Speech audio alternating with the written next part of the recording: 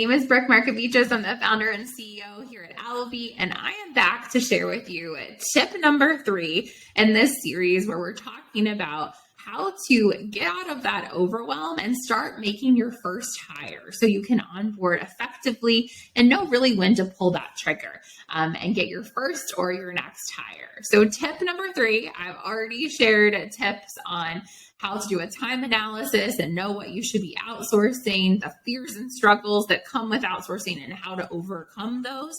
And then tip number 3, I'm going to talk about your budget and your ROI and how that is so important when you're looking to outsource and why this can kind of cause some confusion or possibly making you not actually pull that trigger and go ahead and take action on hiring somebody. So oftentimes, we're like, oh, I need to outsource. I heard it on some webinar. Somebody told me I need to outsource. I think I need to get some things off of my plate. I need a virtual assistant because my friend has one. Well, hold up. Let's make sure that we're looking exactly at your business and your needs and not somebody else's, because we need to make sure that you are hiring the right person for your specific business, what's going to help you get the biggest ROI, where you're at in your business today, and also literally what your budget is. So we don't even ask usually what your budget is here at Allobee, because I want to make sure that you know that. And we also make sure we have really affordable and flexible options for you to choose from, no matter kind of what your budget is. But to give you an idea, and I know a lot of business owners are always like, but Brooke, how much do I need to be able to outsource? So let me tell you my top advice here. The first one is you need to be having a financial Friday meeting. I tell our freelancers this too, but you need to make sure you know what your budget is. What's your runway as a business owner? How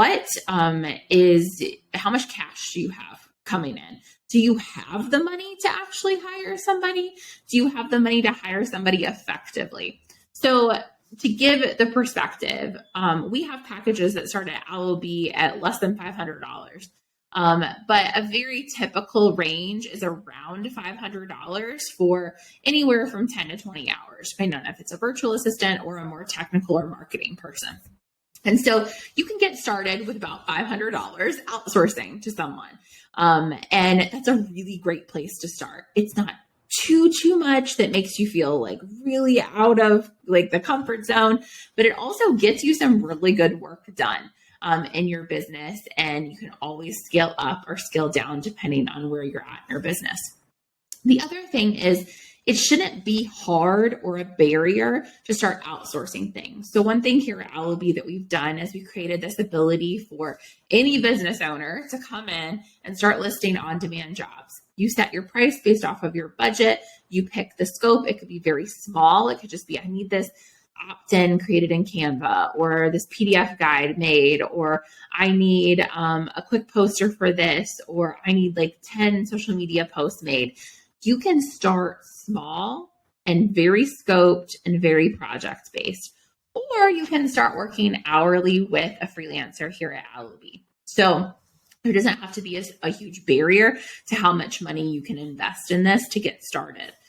I also suggest looking at the book Profit First. It's something that I used a lot when I was an early business owner before I started Allobee and went the tech startup route. But this is when I had a smaller business and then was a freelancer. It was really helpful for me to make sure that I was paying attention to my actual monthly run rate and what I had and what ability I had to add people in. One thing that's really scary for a lot of business owners is to sign up for a retainer with a freelancer. And I'm sorry, freelancers out there, but one of the things that I really didn't like about that as a business owner is I don't know where my business is going to be necessarily in 3 to 6 months. So it's hard for me to commit to that as a business owner. So here at Allobee, you are only committed to the hourly package you bought. So if after those hours are done or those 6 weeks are done that you have that package for, if you need to leave, you need to leave. If you need to scale down, you need to scale down. You are not bound to a certain retainer amount or lock-in amount for a certain amount of months. Just one and done or keep going. And that really helps you to be flexible as a business owner. So that's one thing that I really love about what we've been able to provide here at Allobee. But I want you to really get serious with your budget and how much can you actually afford? Do you need to outsource first just one small on-demand job, or or you have the ability to invest that $500 or $1,000 to start working more hours with a freelancer, and then get realistic with what that's going to be. So for instance, what I like to look at is, okay, if I'm going to end up bringing somebody on for 10 or 20 hours, what do I want out of that? And what do I think that I'm going to get out of that? And then you're going to have like kind of a gut check with our freelancer on your scoping call, the first call that you would have with Allobee. And you're going to figure out, does that align? Does that fit into place? Do we both feel comfortable, both the freelancer and the business owner, that this scope is going to happen within these 6 weeks and this amount of hours? Once you come to an agreement on that, then you both feel confident about going into getting those deliverables done. You have something to go back to and to look at. So even if you don't work here with Allobee, if you don't hire with us, I highly suggest you make sure you get a scope of work in place. It doesn't need to be necessarily a formal document, but just that you've established this is the work that's going to get done, if at all possible and all things considered, that I'm going to be able to get that work done, and the freelancer is going to give this to me by the end of that. And it's kind of a gut check for you. Like, can I provide these things that I need to my freelancer to get it done in a timely fashion? Will I be able to show up for that? Because it's a two-way street to make sure that you're hitting those deadlines. So really make sure that you're looking at that. And then you're going to have a lot better idea of what your ROI is going to be at the end of that. And make sure that that ROI is in line with what you're expecting.